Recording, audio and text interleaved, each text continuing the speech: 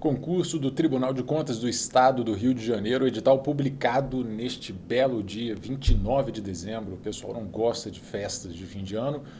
Vamos falar um pouquinho sobre o cargo de técnico. Eu vou analisar o edital, te dar as principais dicas que você pode tirar do edital de como fazer uma preparação com estratégia, com inteligência e vou também falar um pouquinho sobre ciclo de estudos, revisões, como que você faz para se organizar nessa reta final, nesses meses que a gente tem daqui até o dia da prova. São 4 meses e meio praticamente, é bastante tempo, não são muitas matérias, vai ser uma prova puxada, difícil, mas vamos lá, vamos encarar. Meu nome é Diogo Moreira, sou auditor fiscal da Receita Federal e eu estou aqui para te ajudar a sair dessa vida bandida que é estudar para concurso. Então, vamos lá, analisando aqui inicialmente. As informações básicas para começar, a banca é o CESP-Sebrasp, deixa eu mudar para azul aqui.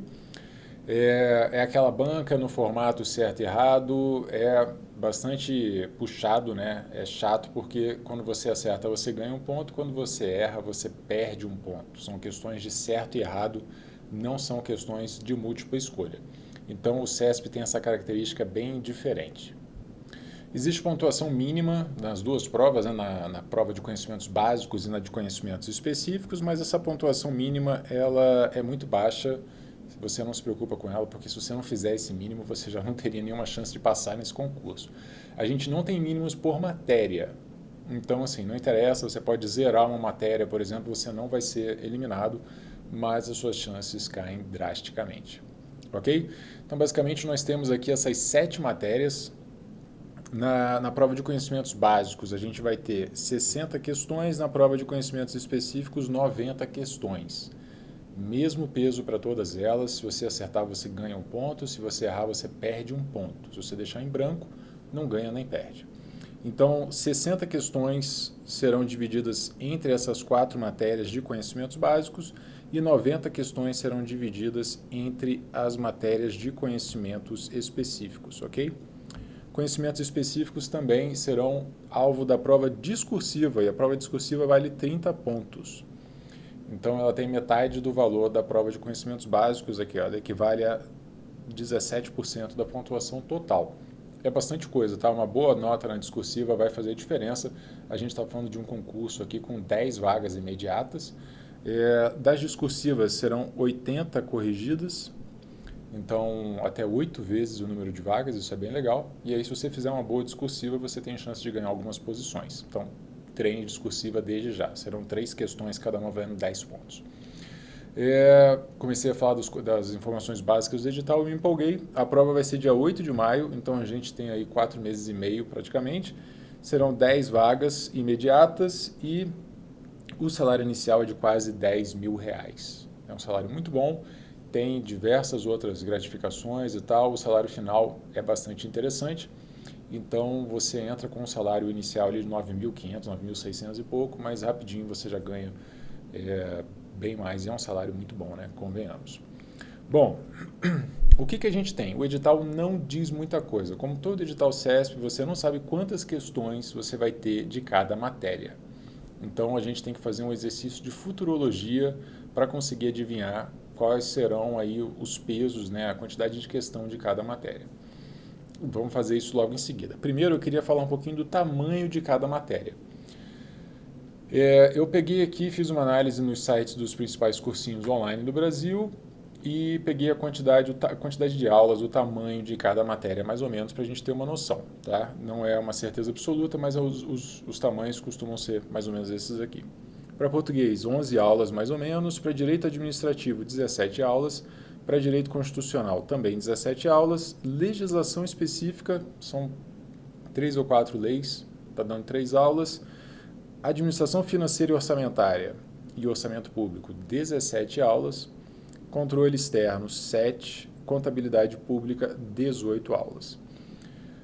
Bom, está um edital bastante enxuto em quantidade de matérias, são matérias clássicas da área de controle e já te adianto, mesmo que você não passe nessa prova, se você começar a estudar para ela, você vai estar estudando matérias que vão servir para várias outras provas, vários outros concursos, tá? Tribunais de Contas estaduais, municipais e até o TCU também. Essas matérias aqui são clássicas, tirando a legislação específica do Rio de Janeiro, as outras todas são clássicas e vão servir para você fazer várias provas dessa área. Então já pensa também no seu legado, no que você vai levar de estudo para outras provas. As maiores matérias, então, são administrativo, constitucional, AFO e contabilidade pública, e algumas delas aqui tendem a ser também as principais em termos de quantidade de questão. O que acontece? Eu dei uma pesquisada nas provas anteriores e a gente não tem prova de técnico geral assim, eu não achei prova de técnico geral, achei técnico de não sei o que lá de 2012 e preferi olhar a prova de analista. Foram duas provas de analista, 2021 e 2012, para o cargo geral, analista de controle externo, sem informação específica nem nada disso. O que eu pude tirar dessas análises aí? Algumas matérias tendem a ter uma quantidade de questão muito maior do que outras. Então aqui eu vou fazer um exercício de futurologia, eu vou dar um chute para a quantidade de questões que você pode esperar para cada uma dessas matérias, baseado no que eu já vi de outros tribunais de contas, baseado no que eu vi das provas de analista de cargo geral de controle externo, né, do TCE do Rio de Janeiro. Então, vamos lá. Chute. Depois me cobrem só se eu tiver acertado. Se eu tiver errado, não falem nada, não. Dessas 60 questões da prova de conhecimentos básicos, eu chutaria 20 pontos de português, 20 de administrativo, 10 de constitucional e 10 de legislação específica. Arredondando aqui para ficar uma coisa mais tranquila. Resumindo, português e administrativo tiveram uma importância muito maior do que as outras matérias nas provas anteriores do TCE do Rio de Janeiro. Há uma garantia de que vai ser assim na próxima? Não, mas é um bom indicativo. Na prova de conhecimentos específicos, a gente tem 90 questões para somente 3 matérias. Então, num primeiro momento, e controle externo costuma ter poucas questões. Então, num primeiro momento, eu tinha colocado 40, 10, 40. Mas aí eu achei muito radical deixar essa diferença tão grande e eu preferi dar uma atenuada. Eu chutaria 36, 18 e 36. Até mesmo pelo tamanho da matéria também você vê que AFO e contabilidade pública tem o dobro do tamanho, praticamente ali um pouco mais do que controle externo, então vamos botar o dobro de questões também. Elas sempre são mais cobradas, AFO e contabilidade pública são muito importantes. Ok? Então eu chutaria mais ou menos essa quantidade de questão para cada uma dessas matérias. Esse é um chute que eu faço quando é necessário, não é muito relevante para este caso, porque são poucas matérias, você vai ter que estudar todas. Então vai servir assim, não vai dar tempo de estudar tudo, em qual matéria aqui eu tenho que escolher se eu leio uma aula de constitucional ou de administrativo. Leia uma aula de administrativo. Se você tiver que sacrificar alguma matéria, você vai deixar para sacrificar matérias menos importantes. Mas a prova de conhecimentos específicos, né, esses conteúdos aqui dessas 3 matérias, também serão objeto de avaliação na discursiva. Então não tem para onde fugir. AFO, controle externo e contabilidade pública, você vai ter que estudar tudo, vai ter que ficar muito bom nessas matérias, ok? Então, com relação à estratégia, é basicamente isso. E como é que você faz o estudo para concurso? Vamos lá. A primeira coisa não passa quem sabe mais, passa quem acerta mais questões. E o seu objetivo é acertar muitas questões e errar poucas, né? Já que no CESP, no Sebrasp, quando você erra, você perde um ponto. Então, o principal pilar da sua preparação tem que ser a resolução de questões, porque concurso é questão. Mas, de bônus, o processo de memorização funciona melhor também quando você faz testes, quando você se desafia, quando você tenta lembrar, faz um esforço para lembrar. E para isso, questões são muito melhores do que reler o material, questões são muito melhores do que ler resumo e do que pegar coisas prontas. Ok? Incluindo o mapa mental prontinho que você fica só relendo. Fazer testes, fazer questões é muito melhor para a memorização. Tá? Então, baseie a sua preparação e a sua revisão na resolução de questões. Além disso, a gente está falando de Sebrasp. É uma cobrança bastante diferente, questões de certo ou errado. Você tem uma frase e você tem que dizer se ela está certa ou está errada. Não são 5 alternativas, você não vai ter que marcar uma letrinha, é uma prova diferente. Se você não estiver acostumado a fazer isso, você vai ter problema. Você vai ter dificuldade de interpretação, você não vai conseguir interpretar aquela frase, o enunciado, você vai errar a questão até mesmo de um conteúdo que você domina, porque você vai cair numa pegadinha do tipo de cobrança do CESP. Outra coisa que leva a cair em pegadinha e não entender bem o enunciado é ser ruim em língua portuguesa, é você não estar treinando língua portuguesa. Faça muitas questões de língua portuguesa, Sebrasp, certo e errado, e faça provas recentes também, para você ver como é que é a cobrança de interpretação de texto, etc. e tal. Quando você for treinar para discursiva, isso vai te ajudar também a melhorar na sua interpretação de texto, porque quem escreve acaba interpretando um pouco melhor. Treine discursiva, isso vai ajudar a entender melhor os textos da prova de português e, por consequência, os enunciados.